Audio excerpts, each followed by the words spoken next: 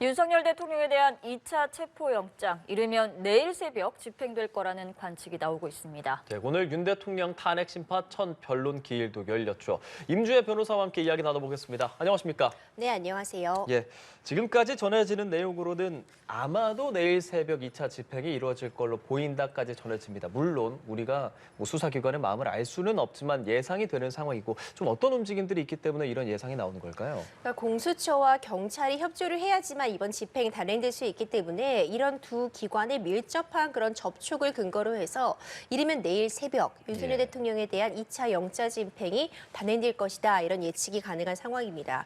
이 경찰과 공수처에서요. 일단 인력이나 이런 물자 같은 부분에 대해서 어떻게 이동할지를 이미 협의를 마쳤다. 이런 이야기가 나오고 있고요.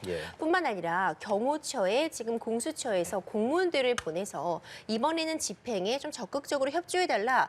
협조하지 않으면 민사상, 형사상 불이익이 있을 수 있고 그리고 또한 공무원의 그런 연금 같은 부분에 있어서도 불이익이 있을 수 있다. 이런 공문을 보냈잖아요.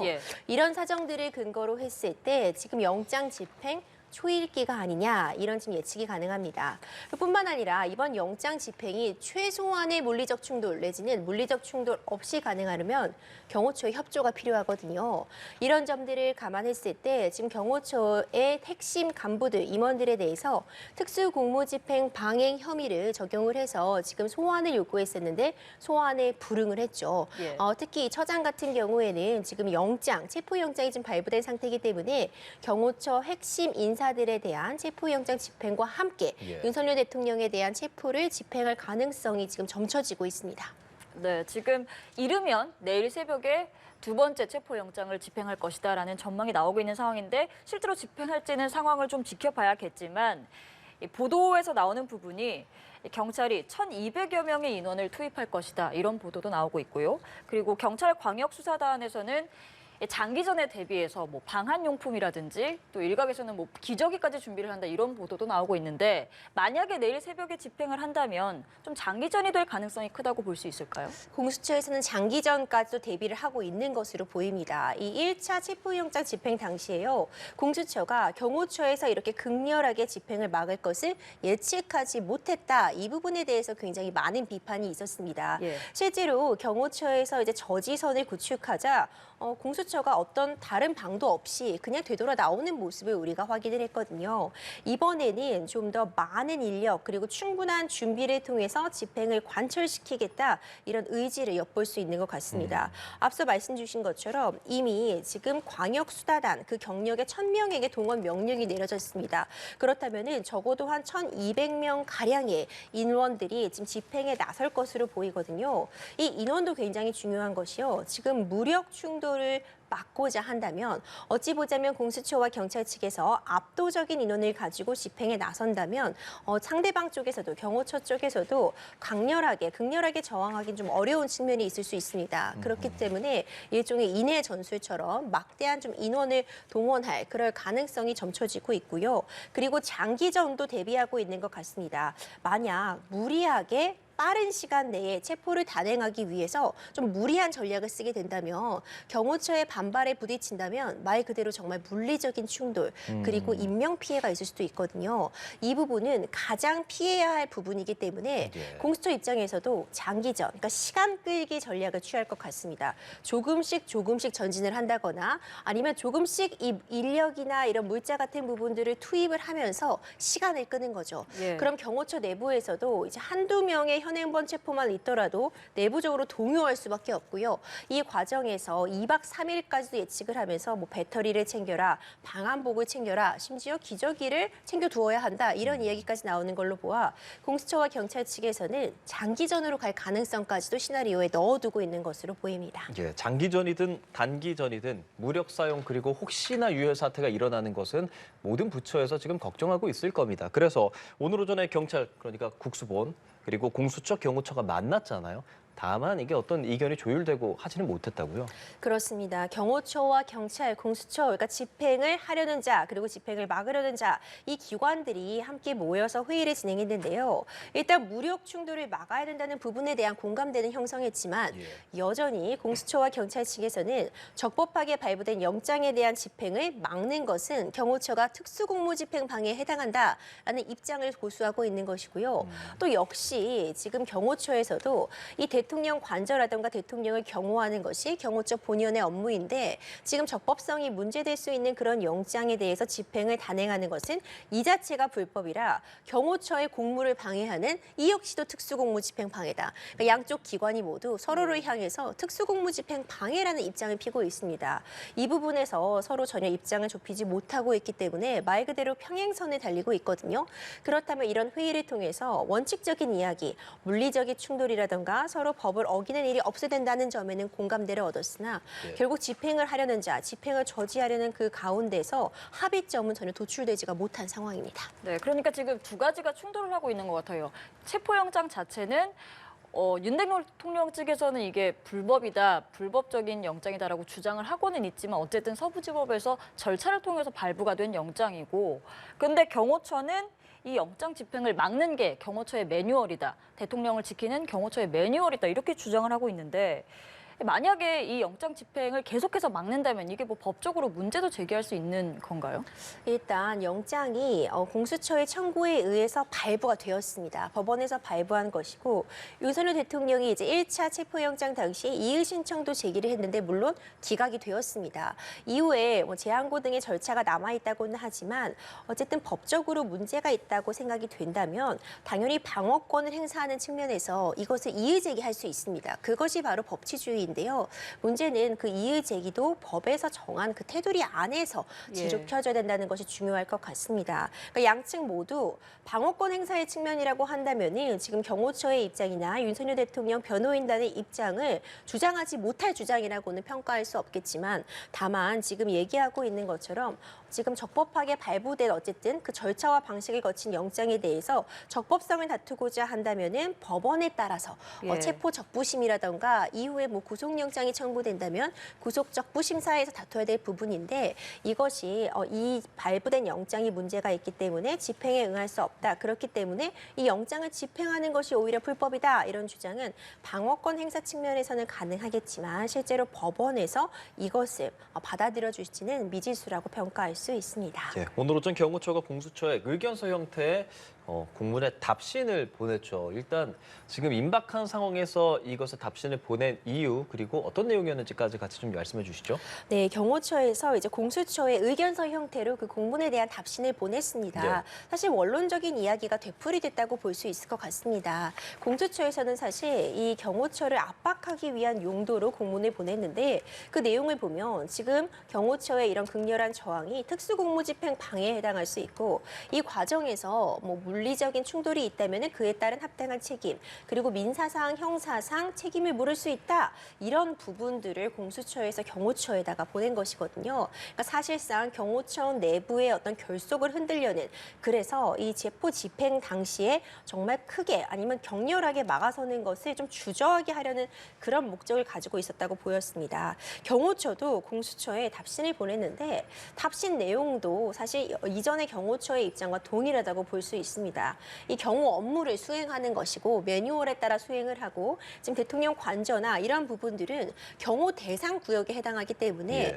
이것에 대한 수색을 단행하려면 형사소송법 110조, 111조에 따라서 결국 지금 이 경호처장, 지금 차장이 직무 대행을 하고 있기 때문에 경호차장 책임자의 승인이 있어야 되는데 승인 없이 이런 곳을 수색하는 것은 공무집행 방해 내지는 보안령 보안 규정에 대한 위반이 될 수 있기 때문에 공수처에서 이 부분을 유념하여야 한다. 그러니까 결국 양측이 서로가 지금 견지하고 있는 입장을 한 번 더 공식적인 문서를 통해서 확인한 것에 불과하다. 이렇게 평가하고 있습니다. 네, 이렇게 공조본 공수처와 경호처가 각기 다른 입장을 계속해서 고수하고 있는 가운데 비교적 좀 침묵을 유지해 왔던 대통령실에서 오늘 입장이 나왔습니다. 정진석 비서실장이 윤 대통령이 자신의 방어권을 충분히 발휘하도록 보장을 해야 한다면서 제3의 장소에서 조사나 아니면 방문 조사를 할 가능성도 있다라고 언급을 했는데 우선 지금 체포영장 집행이 임박했다라는 관측이 나오는 상황에서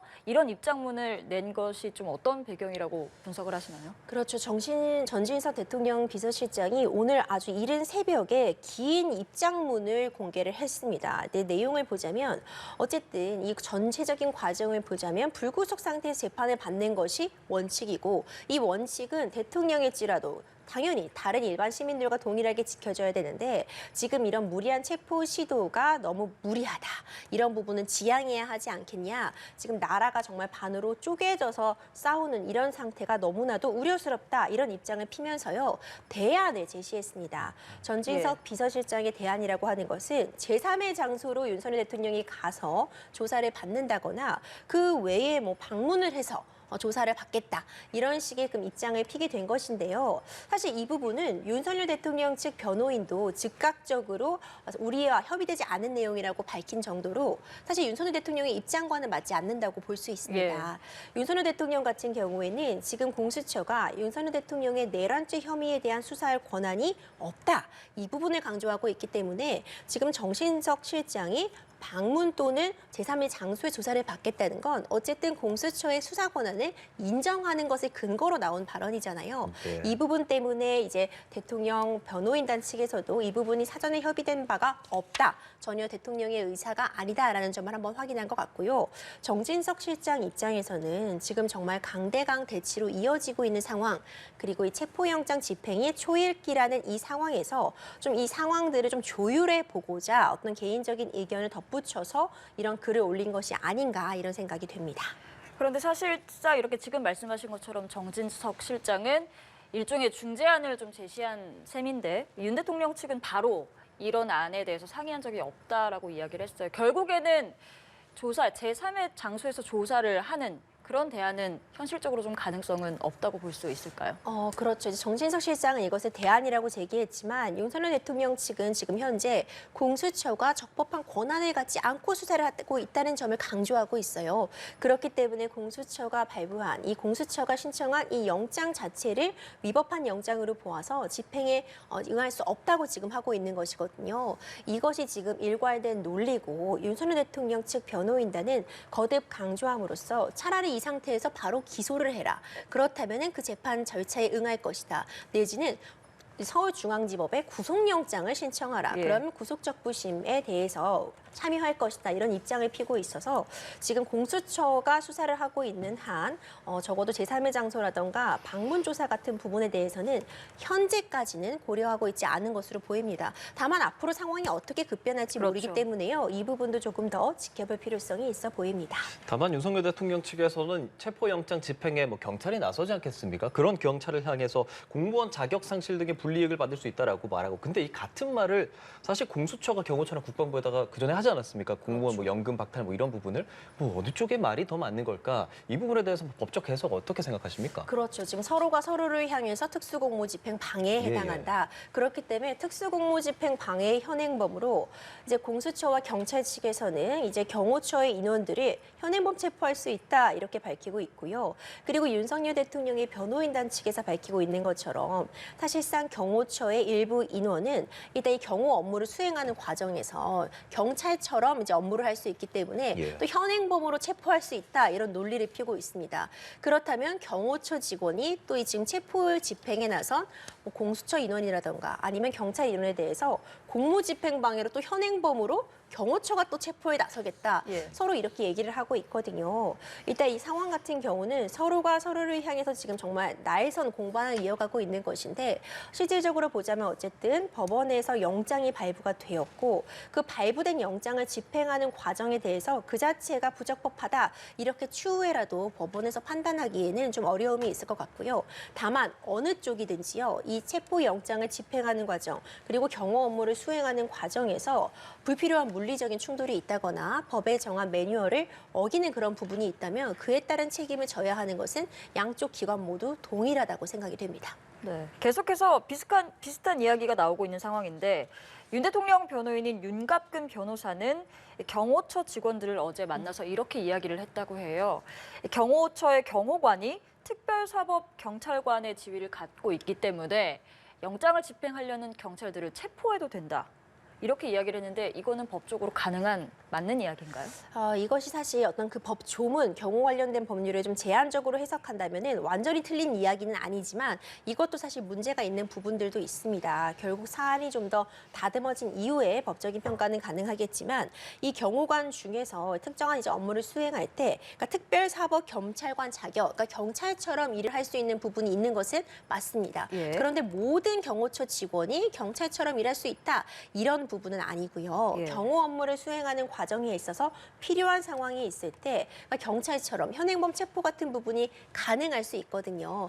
다만 그것이 지금 우리의 지금 상황, 법원이 발부한 영장을 집행하고자 하는 자들을 막을 때 이때 상대방이 지금 공무집행을 방해하고 있는 것이니까 현행범으로 체포할 수 있는 것인가 이 과정에 대입이 가능할지는 굉장히 제한적으로만 허용이 가능할 것이다 내지는 법원에서 이 부분을 인정하지 않을 가능성이 높다 이렇게도 평가할 수 있을 것 같습니다. 알겠습니다. 근데 만약에 상황이 정말 그렇게 상황이 된다면 서로가 서로를 체포하려는 그런 상황이 연출될 수도 있는 거 아닙니까?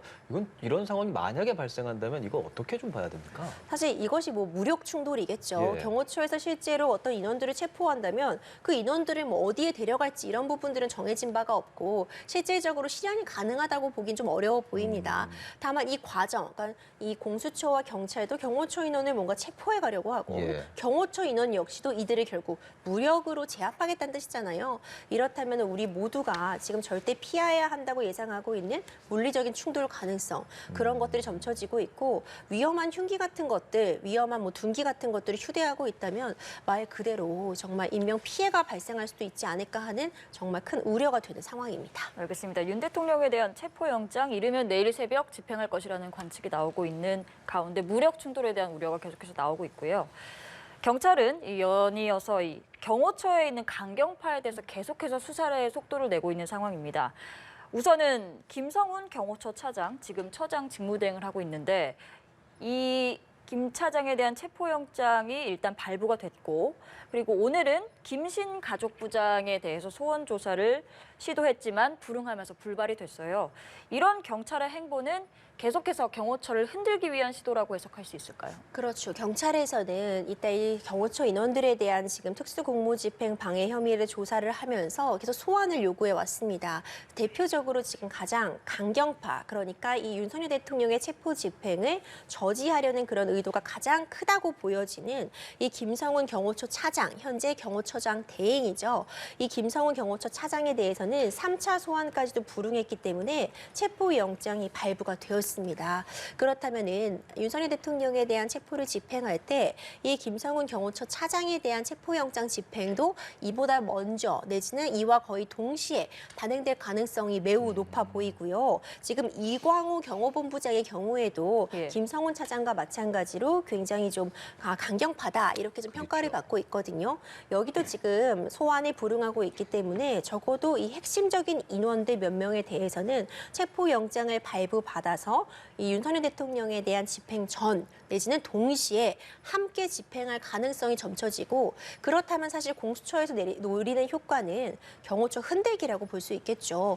이렇게 지도부가 체포가 되는 모습 같은 부분이 경호처에 노출된다면 아무래도 집행을 저지하는 것에 조금 더 꺼려질 그런 측면들을 노릴 수 있는 것 같은데 반대로도 생각할 수 있을 것 같습니다. 경호처는 어쨌든 굉장히 끈끈하고 하나로 움직이는 조직이거든요. 상명하복에 관한 부분도 굉장히 엄격한 조직이기 때문에 오히려 이런 지도부에 대한 체포 내지는 예. 무리한 체포가 있다면 이 경호처를 단결시키는 더 응집하게 하는 그런 효과도 있을 수 있다는 지적도 나오고 있습니다. 예, 말씀해 주신 여러 가지 시나리오를 지금으로서는 생각할 수 있는데 지금으로서 유력하게 검토되는 것은 이제 내일 새벽이란 말이죠. 내일 새벽이면 지금으로부터도 대략 한 12시간 정도, 뭐 몇 시가 될지는 모르지만 만약에 진행이 된다면 그렇다면 지금 말씀하신 뭐 이런 김성훈 차장에 대한 체포영장까지 같이 진행을 한다면 뭐 인력적인 부분 이런 것까지도 생각해야 하지 않겠습니까?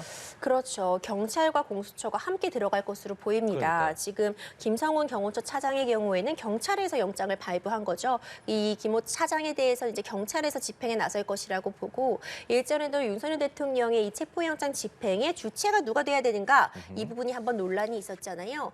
공수처가 이제 경찰의 집행을 일임하려고 했다가 이 부분이 법적으로 논란이 있을 수 있다는 점을 인식을 하고 바로 철회를 했던 적이 있었죠. 예. 그렇기 때문에 이 윤석열 대통령에 대한 체포영장 집행은 기본적으로 공수처가 나서되 경찰의 협조를 구하는 방식 그리고 경호처 인원들에 대한 체포를 단행할 때는 이제 경찰이 좀 더 주도적인 역할을 하는 방식 이런 부분으로 이루어질 것이라고 봅니다. 네, 예. 알겠습니다. 자, 이런 가운데 오늘 오후 윤석열 대통령 탄핵 심판 첫 변론 기일이 열렸습니다. 불출석했고요. 한 4분 만에 끝났다고 전해져요. 네, 윤석열 대통령이 이미 첫 번째 이 변론 기일에는 출석하지 않겠다고 밝혔기 때문에 출석 가능성은 뭐 매우 낮은 것으로 점쳐졌습니다. 예상했던 대로 윤석열 대통령이 직접 출석은 하진 않았고 그렇기 때문에 재판은 4분여 만에 종료가 됐습니다. 하지만 이제 의미 있었던 판단들이 있었는데요. 예. 어제 윤석열 대통령 변호인단 측에서 정계선 재판관에 대한 기피 신청, 그러니까 이 해당 헌법재판을 공정하게 진행하지 못할 그런 우려가 있다고 보아서 헌법재판소법에 따라서 재판관 기피 신청, 이 재판관은 이 판단을 함에 있어서 제외해달라는 신청을 냈는데요. 오늘 이 헌법재판소 재판관들이 이 부분에 대해서 기각 결정, 그러니까 정계선 재판관이 공정한 재판을 하지 못할 우려가 없다. 이 부분을 한번 확인해서 이 기피 신청에 대한 기각이 내려졌고요. 그리고 또 한 가지 지금 헌법재판소 변론 기일이 5번째 기일까지 지금 이미 지정이 됐습니다. 그렇죠. 매주 화요일과 목요일에 변론을 진행하는 것으로 이미 정해졌는데 이 부분을 윤석열 대통령 변호인단 측에서 문제를 삼았어요. 사전에 이 윤석열 대통령 측에 변호인단과 조율이 없었다는 부분을 문제 삼았는데 이 이의 신청에 대해서도 재판관들이 이것은 헌법재판이고 헌법재판소법 규칙에 따라 이제 지정을 한 부분에 통보한 것에 불과하기 때문에 문제가 되지 않는다. 이 이의 신청도 기각을 했습니다. 그렇기 때문에 지금 이제 16일 목요일에 두 번째 변론 기일이 예. 그대로 진행될 것으로 보고요. 이 과정에서 이제 재판관에 대한 기피 신청이나 기일 일괄 지정에 대한 이의 신청이 모두 이미 기각이 되었기 때문에 윤석열 대통령 측에서도 좀 더 충실하게 변론을 준비해서 적극적으로 방어권 행사에 나설 것이라고 생각이 됩니다. 네, 이제 적극적으로 재판에 임한다면 뭐 좋겠지만 속도도 빨라질 것 같고요. 하지만 지금 윤 대통령 측에서는 이런 기각에 대해서 약간 뭐 불응하는 이제 부당하다고 주장을 하고 있어요. 정계선 재판관에 대해서는 스스로 회피를 해야 한다라고 주장을 하고 있고 또 헌법재판소 이 절차에서 계속해서 뭐 서류를 송달받지 않는다거나 그런 절차상의 좀 과정이 매끄럽지 않았기 때문에 앞으로도 윤 대통령 측이 어떤 절차상의 문제를 제기하거나 그럴 가능성도 있어 보이는데 이 부분은 어떻게 보시나요? 네, 충분히 가능합니다. 절차상이나 어떤 과정상의 문제를 제기하는 것은 방어권 행사 측면에서 어찌 보자면 권리라고 볼 수 있습니다. 이 정계선 재판관에 대해서는 청문회 당시에 이미 이번 탄핵 심판에 대한 예단을 갖고 있는 것처럼 보일 수 있는 그런 발언들을 했다. 이 점과요. 그리고 재판관은 지금 남편이 국회 측을 대리하고 있는 김희수 재판관과 같은 이제 공익인권법재단 공감이라는 곳에 근무하고 있기 때문에 이 부분이 사실 문제가 될 수 있다. 이런 점을 지적을 하면서 재판관 기피 신청을 했거든요.